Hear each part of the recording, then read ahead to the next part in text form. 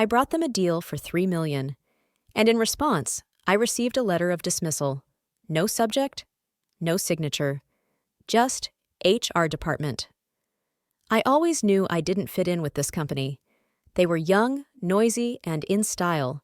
Pitches with presentations that had more color than substance. Parties on Thursdays. A PR department with quotes from Stephen Hawking because it sounds intellectual. And I was different. Shirts without necklines. Shoes without heels. I didn't flirt with investors. I was counting. I added up. I predicted. And I won. My name was Jessica Blake, Director of Corporate Contracts, the most senior in the sales department, the longest serving. I made the fewest mistakes. They didn't like me, but they were afraid to do anything big without me, until I became too expensive. For the past 5 months, I've been working on a deal with Carradine Maritime. It's a giant logistics holding company with offices in 12 countries. Their CEO is a cold British lawyer with a face that betrays no emotion. We met late at night, online, offline, in airports and hotels. I studied their every cost model, every fear of their team, every legal line. And when we finally came to a formal yes, it was supposed to be my royal farewell. My contract with the company provided for 1.5% commission on any deal over $2 million, and this one was for 3. I was fired 21 days before the official signing, via email, at 7:16 in the morning. Subject: Structural changes. The body of the email: We appreciate your input. We are changing our approach. Your contract is over. At first, I thought it was a mistake. I called HR. Silence. I called the director. He was unavailable. At work, my access card was blocked. In the evening, I found out that the agreement had been signed by Jason, my young subordinate, who had recently asked if it was necessary to read the entire agreement, to read the entire contract. He got the deal, and a bonus, and fame, and I was left with nothing, not even a chance to say, that was my job. You know what's worse? They didn't forget about me. They eliminated me, consciously, strategically, and, as they thought, quietly. But I knew more, much more than they thought. That night I was sitting in a taxi, and for the first time in my life, I didn't try to be strong. I just opened my phone, found the contact I had never used, and pressed call.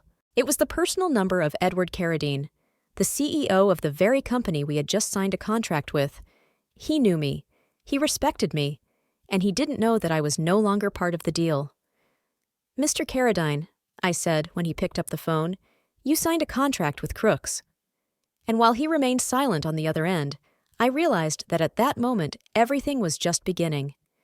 He did not ask a single question. He just said, "Tomorrow, 11 o'clock, come." And he hung up. I stood in front of the mirror, not recognizing myself. My hair was tousled, and there were dark shadows under my eyes that no amount of concealer could hide. Instead of my favorite shirt, I was wearing an old turtleneck that I saved for days when I didn't want anyone to see me. But this morning, I had to go to the office where it all began, but as a guest. Carradine Maritime's 43rd floor office didn't look like a place where decisions are made, but rather like a temple. Glass walls, light wood, and killing silence. I waited in a meeting room with no name, just a number. RM 4307. There was no water, cookies, or notebooks on the table, only silence. It always preceded something big. The door opened, and Edward walked in. No papers, no greeting. "So it's true?" he asked, sitting down across from me. "Absolutely," I answered without looking away. I told him everything, without dramatizing, without exaggerating, just the facts, the dates, letters, the absences, commission, signatures, how they cleared my name from the contract 3 weeks before signing, how Jason got a deal he didn't even understand, how they used my analytics, my tables, even my phrases from the presentation. Carradine listened in silence. He hardly seemed to blink, and only once did he shake his head. "We signed a contract with them for 36 months, he said after a pause, "with penalties for early termination." "But with a false basis," I added. "You were sold a facade, without content." He looked at me for a long, cold moment, as a surgeon looks at a picture before surgery. "Can you prove this?" I have copies of all the interim documents, my letters, my drafts, the recording of my last call with your director of legal, and my notes on every part of the contract. I pulled out the flash drive. I threw it on the table. It clinked like a stone in water. I'm not asking for a termination, I said, but I want you to know that you signed an agreement with people who have learned only one thing: to steal. He didn't take the flash drive. He just nodded. And what do you want, Miss Blake? I smiled, without joy. Nothing. Nothing but justice. But of course, I wanted more. I wanted someone to see this game, and I wanted it to never happen again. That evening, I got a call from Ruth, an old friend from Carradine Maritime's legal department. Jess, she said, he's just called a closed board meeting, and he asked for a full audit of communications on your deal. He has all the data, I said. Not only that, Ruth sighed, he's interested, and it seems not only in the deal. When justice does not come, it is not waited for. It is slipped in an envelope, in a flash drive, in the truth told to your face. And while Carradine was reviewing the contract, I knew that the next move was mine, and it would not be about emotions. It would be about power. I was sitting across from him, the man who started it all, and I didn't say a word until he said a phrase that made me realize that we were playing by my rules now. We met in his private office at the Four Seasons Hotel. It was an informal meeting, without assistants, without protocol. He ordered tea for us, and he sat there, almost unmoving, like a bronze statue. Calm tension in every gesture. Miss Blake, he began without blinking, I signed this deal because of you, not because of the company, because of your work, your reputation. I looked into everything. I didn't need to prove anything, but I pulled out the file, the same one, 20 pages, printed at home on a cheap printer, my notes, risk analysis, integration strategy, comparative procurement models, things Jason would never write in his life. I silently handed the folder over. He flipped through it slowly. The first time, with his eyes. The second time, with his finger. And then he just closed his eyes. They didn't tell me about this, he said evenly. This is a serious violation. I nodded. I was already beyond resentment. Another emotion was at work in me. Superiority. One more thing, I added. They fired me exactly 21 days before the signing date, to avoid the commission. He looked at me, finally, in a human way.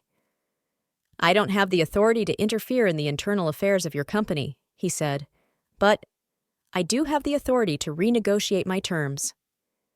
We arranged another meeting, this time with his lawyers, and the next day a request appeared in my mail. Please provide the full chronology of the project to clarify the authorship of the strategy and the grounds for revising the terms of the contract. That was it. They started. And in the meantime, I learned something interesting through an old friend from the finance department. The company I was working for had already concluded a deal based on the very documentation I had given to Carradine, in violation of copyright. Without any approval, they literally stole my strategy. I smiled, quietly, without joy.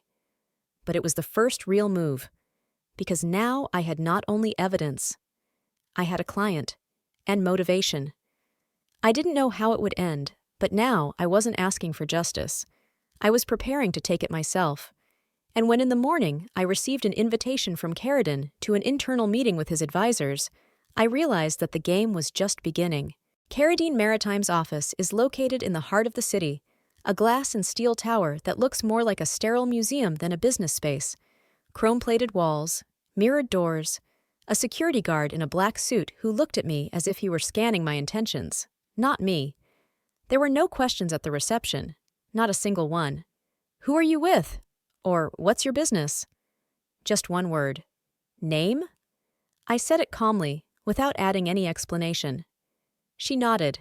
Simple, short, dry, almost technical, and she pointed to the elevator. The 34th floor. The metal doors closed silently. The ride was almost meditative. No music, no advertising, no mirrors. Just me and my reflection in the tinted glass. I looked at myself, not to make sure I looked confident, but to remind myself that I no longer come here from the outside. I come for the truth. The meeting room was almost empty. Not a single logo, not a single corporate poster, not a single cup of coffee. Only a transparent wall. And the city behind it, huge, shiny, deaf. It's as if you don't realize that something is being decided in this room that will change more than the numbers in the report. Edward Carradine was already waiting. He didn't even get up when I walked in. "Sit down, Miss Blake," he said, dryly but not coldly. His voice was not hostile. He was cautious, like a man who remembers well who he is facing and why this meeting is dangerous for both of us. I did not offer my hand. I just sat down and put two things on the table. The first was a hard disk. Everything was there: meeting transcripts, my private notes, drafts of the agreement in different versions that were distorted. The second was a printout of an email. Date, 2 months ago. In it, I clearly described the risks that would arise if certain provisions of the agreement were changed. The letter was ignored at the time. It was not even included in the final documentation. But I kept it, because something told me it would come in handy. Edward looked at it. He leaned back in his chair. He was silent, and then he asked, "What do you want? To come back?" I smiled, calmly, almost gently. "No, I want you to know who they really hired, because it wasn't their strategy, it was mine." He leaned forward slightly. His face remained impenetrable, but something in his eyes changed. "You do realize," he said more quietly, "that if I move this stone, there will be consequences for you." "Yes," I replied, "but I also know that leaving it as it is worse." After a short pause, he reached out and took the hard disk. He took his time, like a man who has just chosen a side. "Our legal department will check everything. I'm not promising you anything." "You don't have to," I said. He paused for a moment. "But thank you." I leaned forward slightly. "For what?" His voice sounded a little softer. "For not selling out on silence." I left the building not with a sense of relief, but with a clear feeling that this was not a victory. This was the first front line. And I did not make the first shot. But now I knew exactly where to aim. 2 days later, I received a letter, not from Carradine, from the internal account of my former company. No signature, just one line. This was a big mistake. And the next morning, a call. The number was familiar. A former colleague from the financial department. Not a friend, not an ally, just a witness. His voice was dry. "They're talking about you again. They say you've unearthed something big. Keep an eye out." And I realized, Jason knows. The whole top brass knows. And now they're getting ready. But I will not remain silent any longer. And it was at this moment, at the point between knowing and acting, that I received another letter. Inbox.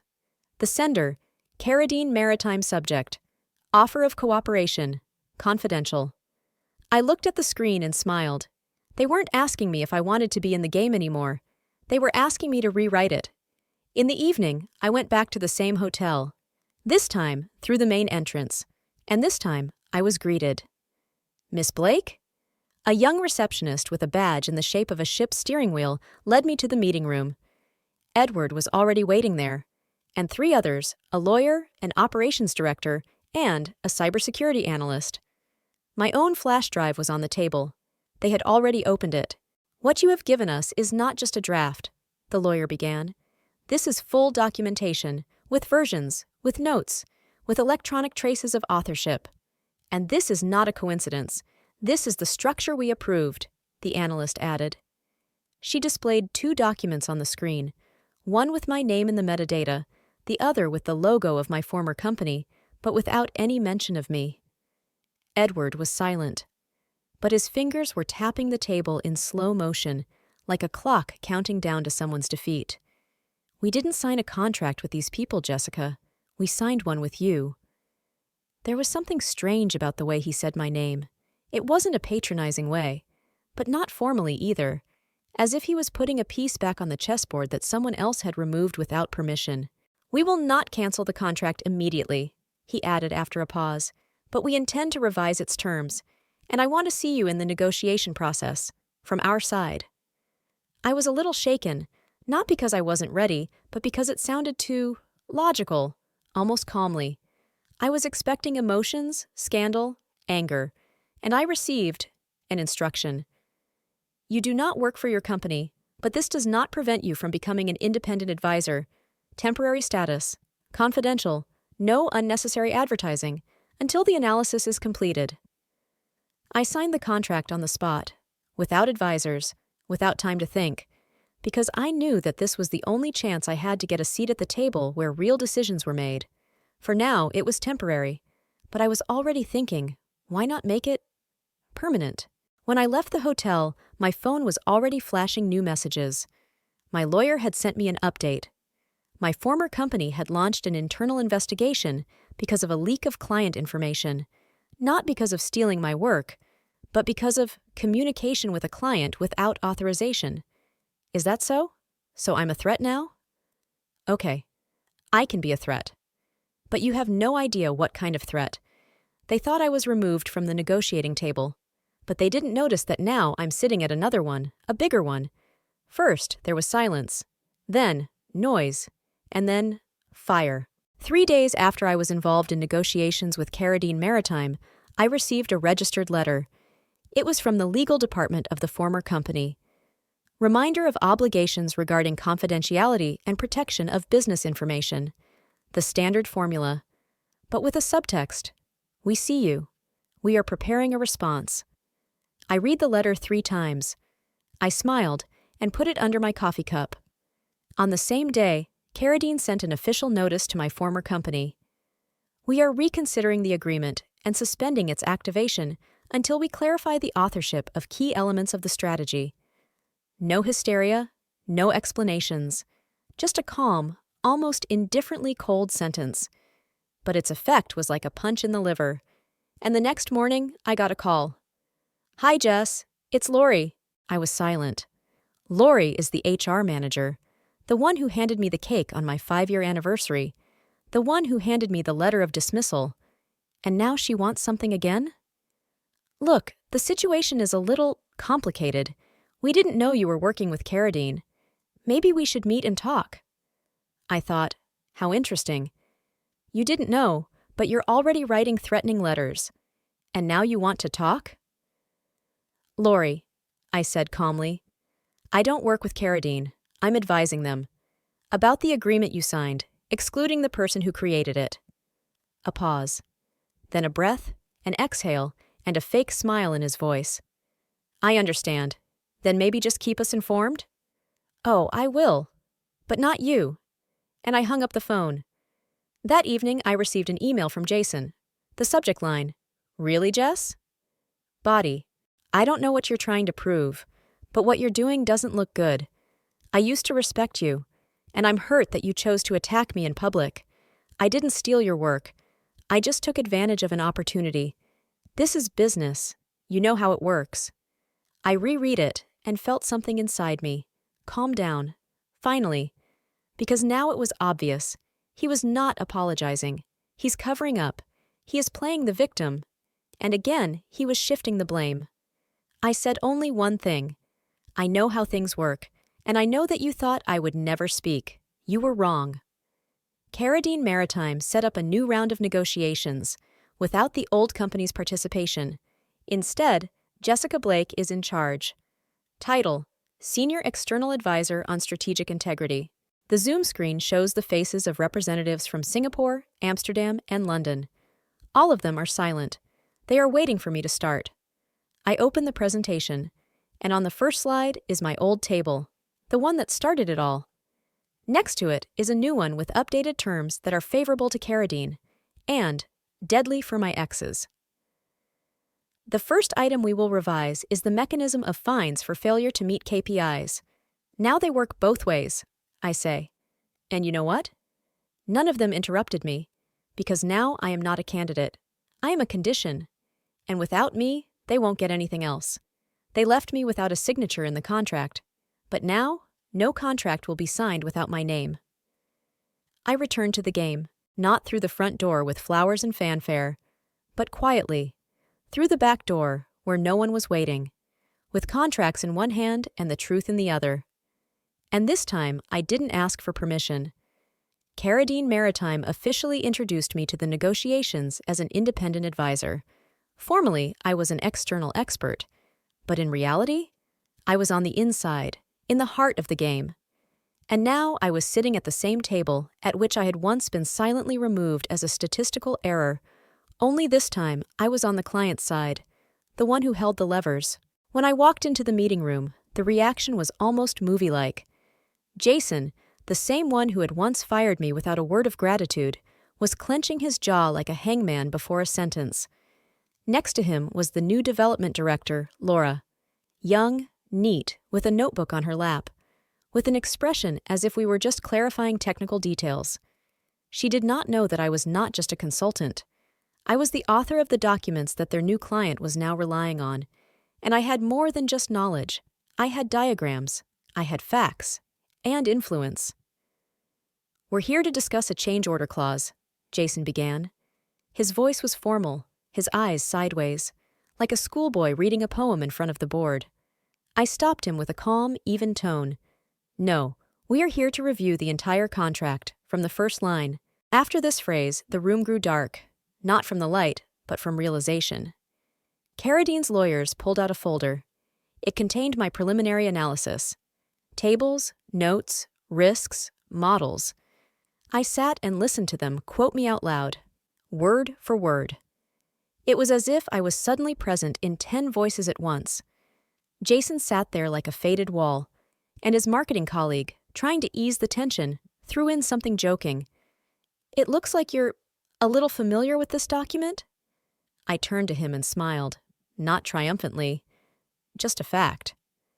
"I wrote it." That sentence really made someone choke on their coffee. Seriously. I heard a muffled huff, and someone abruptly put the cup on the table. By the end of the meeting, no one doubted who was playing the game here. Carradine didn't just want to keep the deal. They wanted to change its very architecture, and I could see how my every remark was building a new reality. Edward Carradine was not present in the room, but his shadow, or rather, his trust, was felt in every nod of the lawyer. They were waiting for my move. I knew it. The next morning, before breakfast, I received a letter. It was short. No introductions. No trite "sincerely." It was simple. "We want to discuss a new role. It is no longer an advisor. It's a strategist." And in the evening of the same day, I received a message from an old colleague from the finance department. We used to have coffee in the office kitchen, and now she was writing, "There's a panic here. Jason was screaming across the floor. They say you're not just in the game anymore, you're dictating it." I read this sitting in my own kitchen, in my pajamas, with an unfinished cup of tea, and I allowed myself something I hadn't done in a long time. I laughed, because every word, every figure, every comment in the document was not just a professional contribution. They were proof. I wasn't just getting the contract back, I was returning myself. And this time, without discounts. I was fired in silence. Now, it was the same silence that I began to manage. On the third day after my name appeared in the headlines, not as former, but as advisor to Carradine Maritime, the first call came not from my phone. It came from his. "Jessica, hi. It's Edward. Can you come down to our headquarters tomorrow? There's something I want to discuss in person." The voice was calm, but with a hint of eagerness. This wasn't just another technical meeting. It was something more. The next morning, his assistant met me with a smile, a key card, and an elevator to the top floor. The office was as quiet as a library, but it was the silence of power, not of oppression, but of concentration. Edward was waiting for me in the meeting room, behind the glass of which there was an unfolded strategic map with markings and an inscription in the center. Phase 2. Rewrite. "We want to involve you fully, not just as an advisor, but as a strategist, a person who not only understands the details, but also sees the big picture." I inhaled the air as if the sea had suddenly appeared in the room. "What does that mean?" I kept my face neutral, but my heart was already pounding in my temples. It means a team, a budget, a resource, and complete freedom to revise not only the agreement, but also the format of the entire cooperation. I didn't answer right away. I gave a pause. I let the silence say more than words could. But inside me, a plan was already being formed. The following week, we had 3 meetings with Carradine analysts, 2 with their legal department, and 1 with the new commercial director, to whom I told them frankly, "If you want this deal to work, we're going to have to redo it almost completely." He nodded. He didn't argue. And at that moment, I had a new ally. Who would have thought? Meanwhile, the old company was not sleeping. Jason sent a letter to Carradine with a formal complaint about a conflict of interest and unacceptable interference by an unauthorized person in the course of the transaction. Did you see this? Edward threw the letter to me during a regular meeting. Of course I did. His lawyers will try to create a fog, but I've already given you my documents. They're still not talking about plagiarizing my strategy? I couldn't help but laugh. Complete silence, Edward said, which means a confession. In the evening, I stayed in the office. I sat in front of the window overlooking the harbor. In my hands was an ordinary black notebook, and a list of names, those who were in the room when I was taken away, those who hadn't said anything, those who used my work as if it were theirs. You all thought I would disappear, that I wouldn't have the courage, that everything would remain as it was.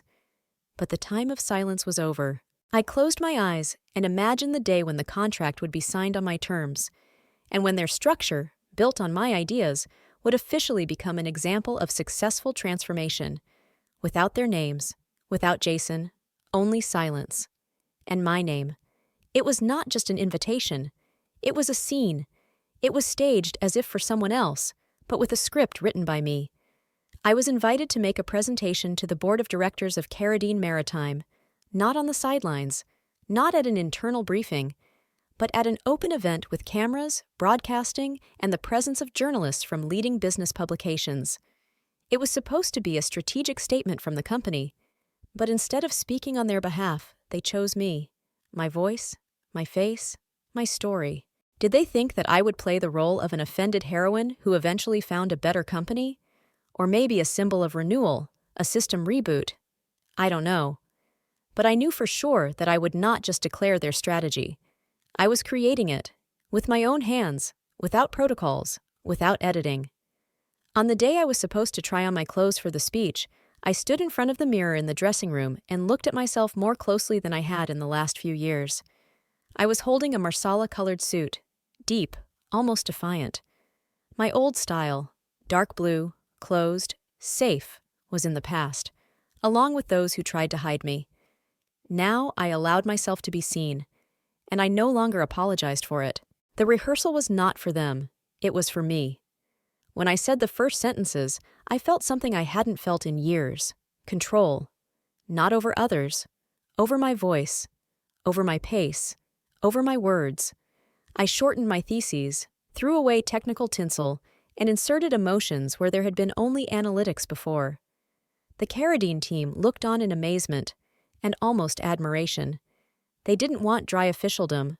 They wanted me to speak as I lived. "Are you sure you want me to talk openly about the previous company?"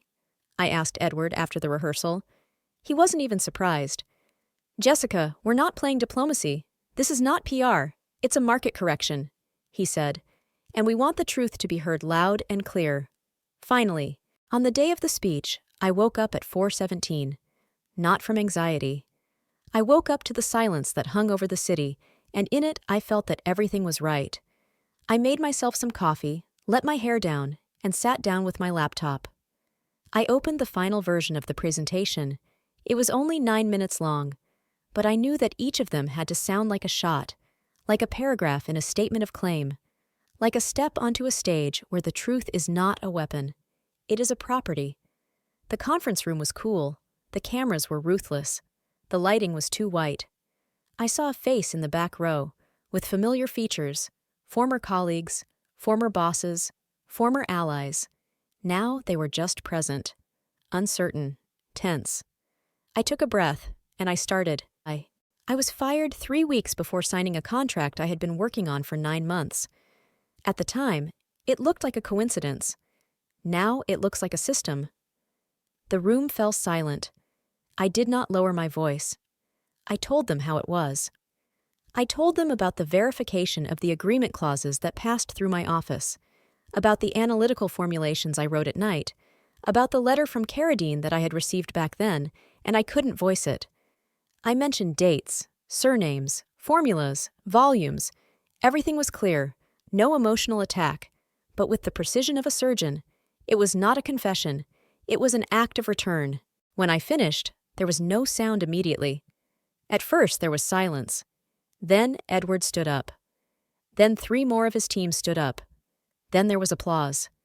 Some people left, but most of them stayed. They watched, silently, realizing that something had changed. In the corridor, I was stopped by one of the directors of my former company. He had gray hair, a shirt without a tie. I don't remember his name. But the look is the same, condescending, cold, just like before. Now it's different. "This will cost us millions," he said. I looked at him directly, not with contempt, but with finality. "It's already cost me my name," I replied. "It's time to give it back."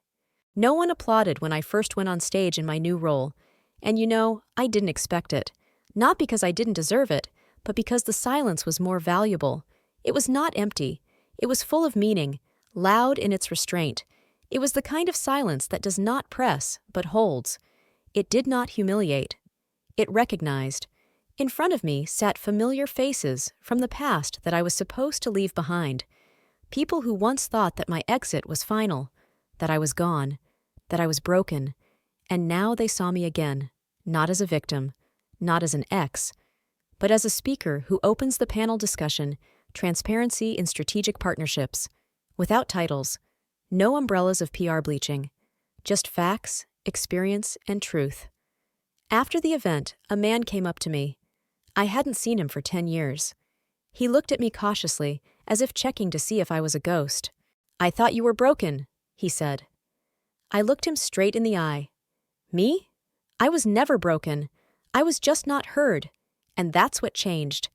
They started listening to me, not out of politeness, but because I was no longer convincing. I was acting. Carradine Maritime officially approved my document as an internal code of cooperation for all strategic contractors. And when a wave of publications followed, when analysts on specialized platforms began to quote excerpts, Carradine came into my office, unaccompanied, without pathos. "We are launching a tender to create a new analytical unit, fully autonomous, and we want you to come up with a name. Your department is your identity." I was silent. Not out of confusion, but out of realization of the moment. And then she said, "Call it Aurelia Analytics. No last names, no corporate wrapper. Let the content speak, not the name." A week has passed, and then the news came out, and it made waves in the professional community. 3 key Carradine Maritime contracts were transferred to Aurelia Analytics for review. There was not a single trace of the old company in the lists. It simply wasn't there. And the best part? They still didn't know who was behind Aurelia. My name didn't appear there. It was no longer a trophy. It became a tool. And I decide when to use it. And Jason was fired. Not with a bang. No loud headlines. Just for violation of ethical standards. And no one specified which ones. But I knew. These were my standards. It was my formula. The content that became a consequence, not a slogan. I was no longer looking for revenge. There was nothing to measure it with. I didn't care if they read the news about Aurelia or not, because I was no longer in that frame. I was backstage, and I was writing the instructions for the scene. That Friday, I came to the office early. For the first time in a long time, not with anxiety, but with anticipation. I opened the window. The curtain flew up like the breath of a new stage. There was a fresh cup of tea on the table. The steam from it rose smoothly, like my breath. I opened my laptop, a new document. The title, The Impact of Silence. When a woman doesn't explain, she just acts. And that's when I realized this was not the end. It was the beginning, but on my terms.